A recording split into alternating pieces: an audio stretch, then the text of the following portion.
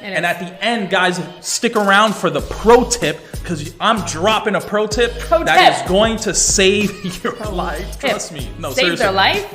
That's a little intense. Well, you have your life and then you have your pocket life. That's true. Okay. And identity fraud is more rampant than it's ever been. It's easier to do it than it's ever been, just because of all the Photoshop and even like AI that we have now.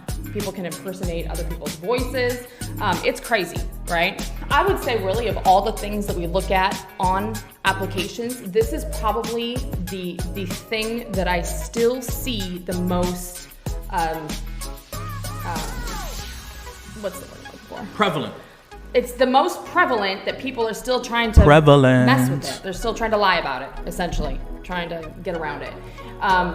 I would layer this as well, guys, and this is more in the relational, because sometimes I've seen this happen over and over again. Landlords want to trust their gut. Like, no, right, no, don't they said that, you know, they moved from this state to this state. Like, they come up with multiple excuses. Mm-hmm. Landlords, don't believe the story. Trust the process. Remove your emotions from the process. Yeah. Listen, I'm an instinct person as well. I like to trust my gut. I lead from my gut. However, one of the things we've learned from running 20,000 applications is let them fill out the application and remove yourself from any communication while you go through this process. Identify those yellow flags so that you can address them. Okay? Yeah. That's extremely important.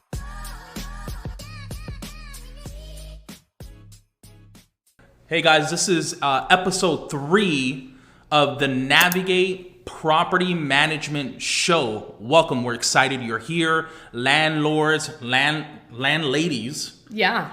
Realtors. Brokers. And everything in between. Right. Honestly, there's a lot of information that we're jamming.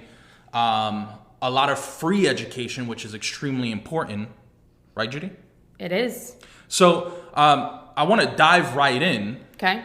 To the topic for today, which is running an application or the application process. Yes. Okay. Before we jump in that, I want to highlight some numbers here, just so that we want to make this painless for landlords, and we want people to learn from our mistakes and also learn from our wins. Yeah, absolutely. So over the years, we have done a lot of property management.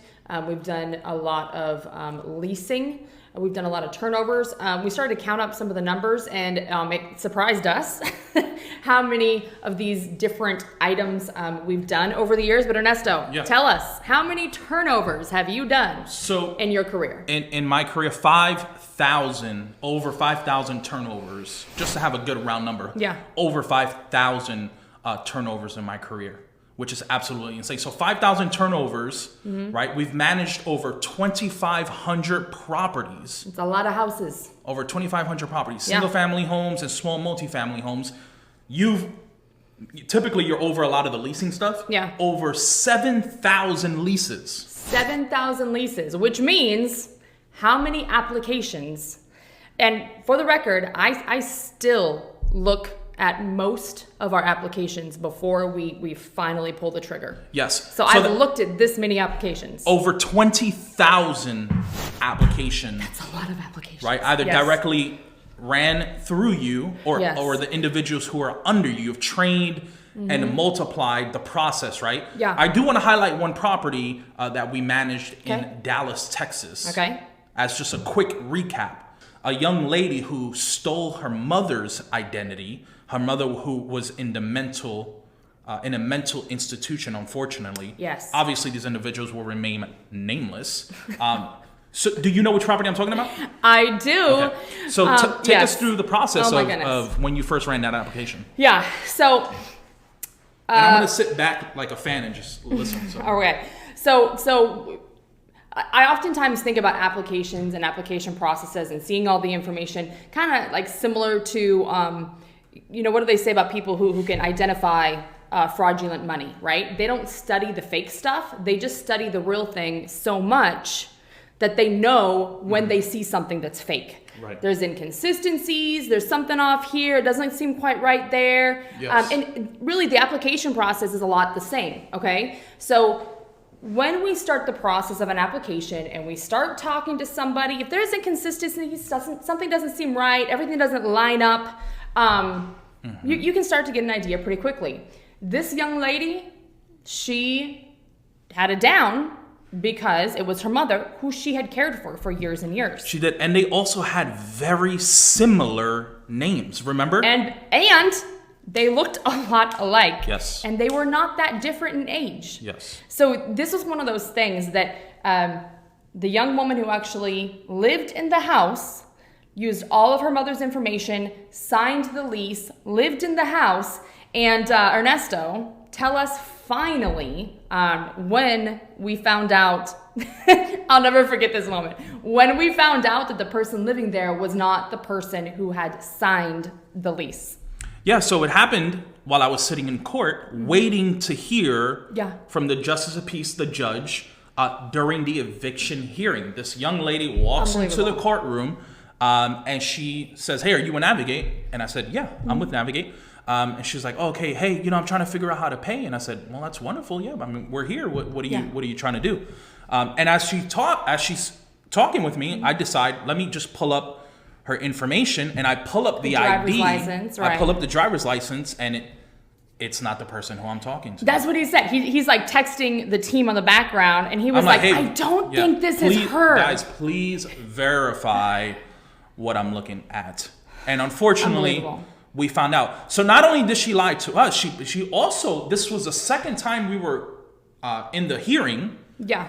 Because the judge had postponed it, and she had lied under oath. Oh, that's right. And the second time was when she finally was like, "Well, my mom couldn't be here. Yeah, she's sick. I'm here on her behalf." So it was sad. Thankfully, we were rewarded judgment, and we were able to gain back possession of the property. So the way we found out it was her daughter was Ernesto texted us in the background and said, I don't think that the person that's on this lease is the person sitting here in court. So finally at that point, when you were in court for the second time, she admitted that she wasn't the person on the lease. Yes. Very gracious Justice of Peace. It was crazy. Who said, "Hey, that's not good. You shouldn't do that." Still let her off the hook, which is understandable. Listen, individuals struggle. There are seasons where individuals struggle financially, and we'll talk about those things in another segment. But for today, there are 3 things that we want to highlight, right? From situations just like this, the mother-daughter identity crisis, right? So we want to make sure that we're doing these three things to verify and protect, right? Because what are some of the things you suffer during an identity crisis type of situation, or identity fraud? Yeah. Well, if you haven't heard, if you don't see it all the time, identity fraud, identity theft, identity fraud. I'm going to create a new word. Identity fraud. Identity fraud. So identity. Just put in big letters theft, fraud right here. And identity fraud is more rampant than it's ever been. It's easier to do it than it's ever been, just because of all the Photoshop and even like AI that we have now. People can impersonate other people's voices. It's crazy, right? So as far as identity theft and fraud goes, we've really narrowed it down to 3 things that we feel like if you can see these 3 things when it comes to, or consistency in these 3 things, when it comes to looking at an application, you're probably gonna be okay. Yeah. Right? Now, going through these 3 things, that there may be times that you have to verify and double verify to confirm that you're good to go on these 3 things. So, Ernesto, give us number 1. The first one is property debt, right? And let's just, before we even dive into the 3 things, let's just obviously preface this by saying, we're assuming you're using some sort of software. You're not just saying, "Hey, do you have any property debt?" Right? Let's just assume use a legitimate software company. We can make some recommendations and add them to the description. But for now, just make sure that you're looking at that property debt. What does it mean? What is property debt, and what does it look like? What are you looking for? How does that show up? Yeah. So property debt is essentially any time you either haven't paid your rent, there were damages when you left that you owed that you didn't pay. Now, that type of thing doesn't always show up on a credit report, right? So one of the things that we do, just to make sure, at least most recently, they didn't leave somebody with damages or money owed for the rent, is we require a landlord verification, which we're going to talk about more later. But if we get anything back from the most recent landlord that says, they left, it was kind of a mess, they haven't paid me what they owed yet, that's an automatic disqualification. The other two things that we look at are the credit report. If there's any creditors that you can trace back to being a property management company or an individual, right? Because some individual landlords will also report property debt. That's a disqualification. That's not a good look. And then, of course, anything on a credit report that has to do with a property management company, they will sometimes report as well. And then finally, evictions. Any kinds of evictions, any kinds of foreclosures, bankruptcies, anything like that. We just pass over those because the reality is, and again, remember guys, we've done this a lot.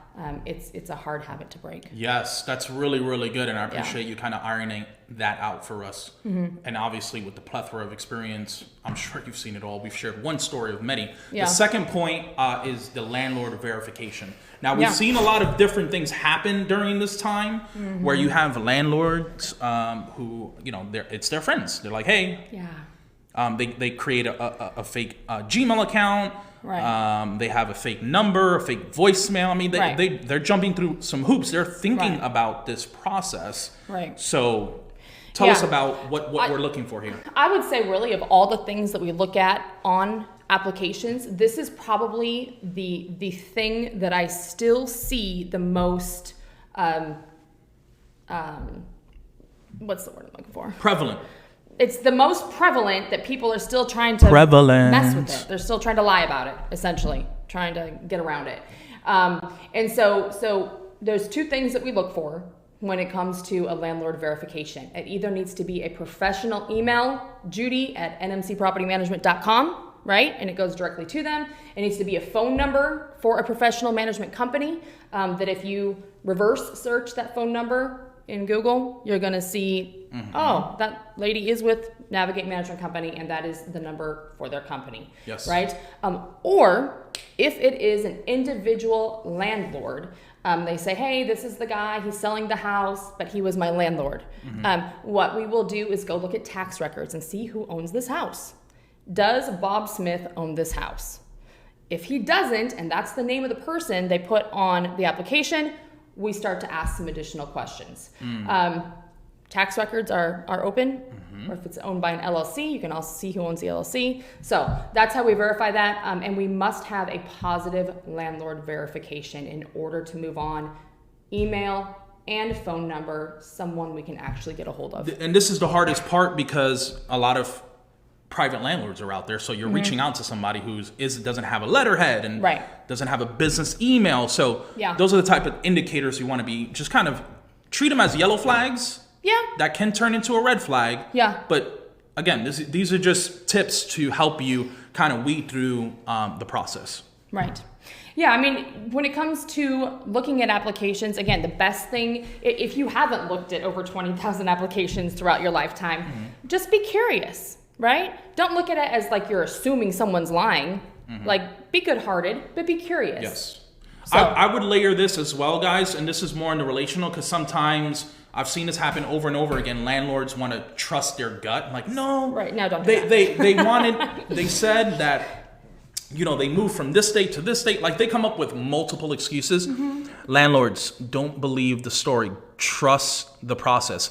Remove your emotions from the process. Yeah. Listen, I'm an instinct person as well. I like to trust my gut. I lead from my gut. However, one of the things we've learned from running 20,000 applications is let them fill out the application and remove yourself from any communication while you go through this process. Identify those yellow flags so that you can address them. Okay? Yeah. That's extremely important. And at the end, guys, stick around for the pro tip because I'm dropping a pro tip that is going to save your life. Trust me. No, save their life? That's a little intense. Well, you have your life and then you have your pocket life. That's true. Okay? Okay. So, I'll take let's it. just keep that in mind. The third one is verify income, obviously. What's the process look like for verifying income? Yes. And also, what can you tell us about software tools out there that help us verify income? Okay. So this is another one. We have something in place, I'll tell you about it in a second, that really helps us skip over any sort of fake pay stubs or, again, call my friend, that's my employer type thing. However, if you are an individual landlord and you don't have access to extra types of checks, at least when you're verifying income, ask for 2 different sorts of proof of income. Mm-hmm. That could be a tax return and their most recent pay stubs. That could be their most recent pay stubs, as well as a phone number to the HR department, okay? Now, if you call the HR department and the answer you get is, hello? Mm-hmm. Hi, this is Judy. I was calling for income verification. And then the voice on the other side of the line says, oh, of course. Who are you calling about? Hey, listen, just to be clear, it's 2023. Customer service has dipped. That's right? true. So you may still get somebody who's like, hello. So, that's true. Anyway. But you can ask your own questions too. I'm sorry, what company is this? And if they don't immediately know what company they're working for, that could be a problem. So anyway, get a couple of verifications of income, not just one. You could also ask for bank statements. They are welcome to line out their address or any personal information, but I would always get 2. Yes. Yeah. That's really good. Yeah, it's so easy to fix anything these days with PDF and Acrobat and all that stuff. So that would be my recommendation if you don't have access to additional companies or options for running credit checks and also verification incomes. Yes. There are some things that you can pay for as an individual. Again, we'll link those so you can see them. But what we use is Experian. Experian has what's called an income verification and job work check. Okay, so this is actually very similar to, or basically the same thing, that a mortgage lender will use to pre-approve someone for a mortgage loan. So we put this at the beginning of all of our applications, so we're not surprising anyone that we're going to ask you for your bank account information, but we don't see it. And if someone is not willing to go through this process, unfortunately, they can't apply with Navigate anymore. We just have seen too much across the board. So essentially what happens, they start the application process, they still have to send us their pay stubs, have to put their bank account information in, and then Experian tells us how much they make now, what they've historically made, what they're going to make in the future, and also where those deposits come from. The verify income, extremely important. It really is. For us. And that Experian thing is powerful. Thank you for sharing that. Yeah. Now, as we kind of head over to the wrap up of this video, there's a major red flag, guys, that I do want to tell the landlords. Is this the pro tip? This is not the pro tip. This is a red flag.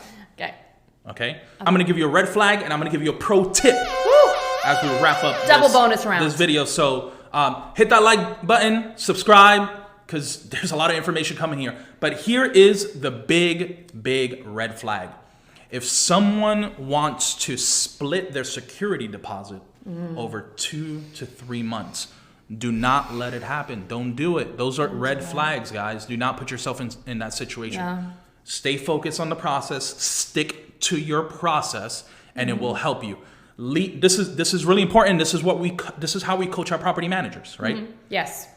Process and protocol first, judgment third. So if you go through if you go through your process and you work your protocol and you hit a wall, then move into your judgment, right? That's how we're training our property managers. They're leaders and they're managers, and we need to be able to trust their judgment. Right. So protocol, process, judgment. Right. Your judgment should be the last thing that comes into play. And then here's our pro tip. Pro tip, here it is. I don't even know what this is. Maybe I'm gonna learn something. Do not let your residents pay their first month's rent and their security deposit with a credit card. Oh.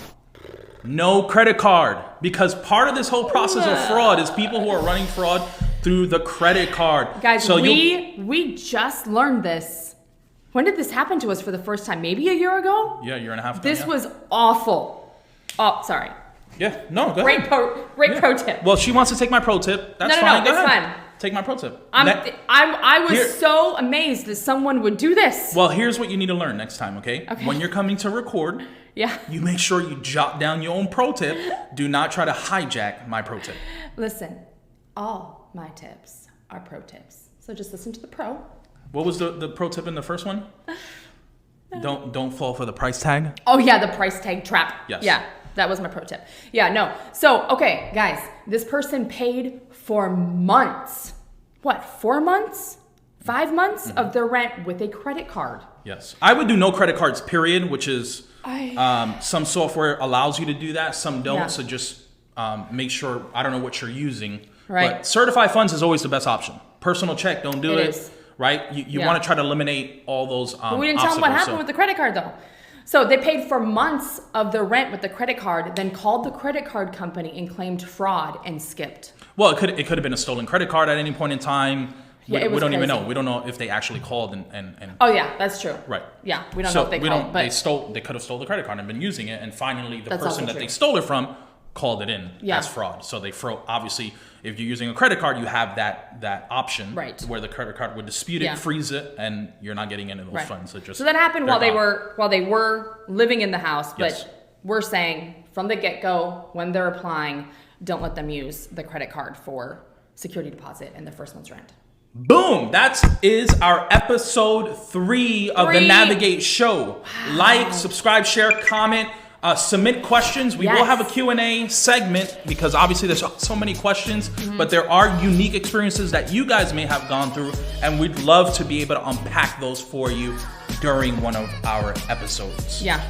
Okay, so stick around because we'll drop another video here that you can just click on here. I don't even know where it shows up, but it's going to show up. It's going to be all kinds of fun things. Yes.